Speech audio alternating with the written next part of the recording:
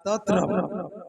కాబట్టి ప్రభునందు ప్రియులారా, నిన్ను కూడా ఎప్పుడు రెడీగా చూస్తూ ఉంటాడు, ఎప్పుడు చంపివేయాలని చూస్తూ ఉంటాడు. ఎందుకంటే నువ్వు వెలుగుతున్న దీపాన్ని. దేవునికి స్తోత్రం. నువ్వు వెలుగుతున్న దీపాన్ని, దేవుని బిడ్డగా మార్చబడ్డావు. నా కుమార్తె, నా కుమారుడా, రక్తం ఇచ్చి నిన్ను కొన్నానయ్యా.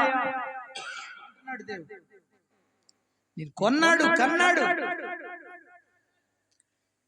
కాబట్టి దేవుని బిడ్డగా మార్చబడ్డావు. కాబట్టి వాడి కోపం, నా బిడ్డగా లేకుండా నువ్వు దేవుని బిడ్డ అయిపోతావా అని వాడి కోపం.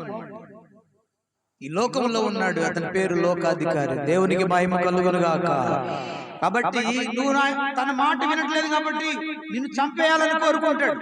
అర్థమైందా? ఎందుకు చంపాలనుకున్నాడు సాతానుడు అంటే, ఒకటి తన మాట వినట్లేదు కాబట్టి, రెండవది నువ్వు దేవుని బిడ్డగా మార్చబడ్డావు కాబట్టి, మూడవది నాతో ఫైట్ చేయడానికి నువ్వు వస్తావు కాబట్టి, వాని రాజ్యాన్ని కూల్చేయాలని దేవుడు శక్తి నీకు ఇస్తాడు కాబట్టి నిన్ను చంపాలని చూస్తాడు, నిన్ను ఆర్పివేయాలని చూస్తున్నాడు. నువ్వు వెలుగుతున్న దీపాన్ని.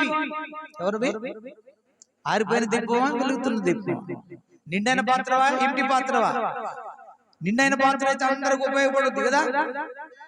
చల్లటి కుండలో నీళ్లు పెట్టామనుకోండి, బాగా ఎండకి పోయి చేసేస్తాడు, వెంటనే తాగుతాడు. నీళ్లు ఉన్నాయి కాబట్టి తాగాడు. ఎంటి పాత్ర దగ్గరికి పోయి నీళ్ళు లేకపోతే ఏమనుకుంటాడు?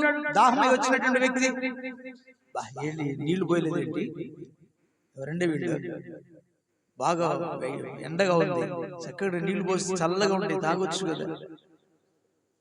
ఎంటి పాత్రవా, నిండైన పాత్రవా? ప్రశ్న వేసుకో. దేవుని వాక్యము జీవాహారం ఉన్న పాత్రవా, జీవ ఆహారం లేని పాత్రవా? జీవజలాలు ఉన్న పాత్రవా, జీవజలాలు లేని పాత్రవా? దేవుని ఆత్మ ఉన్న పాత్రవా, ఆత్మ లేని పాత్రవా? ప్రశ్న వేసుకోండి మీరే, మనం దేవుని వాక్యముతో నింపబడాలి. దేవుని వాక్యముతో నింపబడాలి, దేవుని ఆత్మతో నింపబడాలి. జీవాహారము, జీవజలాలు, పరిశుద్ధాత్మలు ఉన్నాయి. ఆహారం ఉండవలసిన పాత్రలో ఆహారం ఉండాలి. నీరు ఉండాల్సిన పాత్రలో నీరు ఉండాలి. అగ్ని ఉండాల్సిన పాత్రలో అగ్ని ఉండాలి.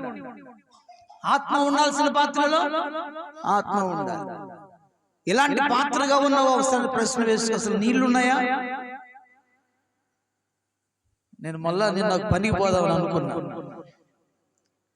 కదా. కాళ్ళు ఉంటే బాబా ఇబ్బందులుగా ఉన్నాయా, నప్పిస్తున్నావు, అనుదిన ఆహారం పెడుతున్నావు, చాలే పంచపక్ష పొరవణాలు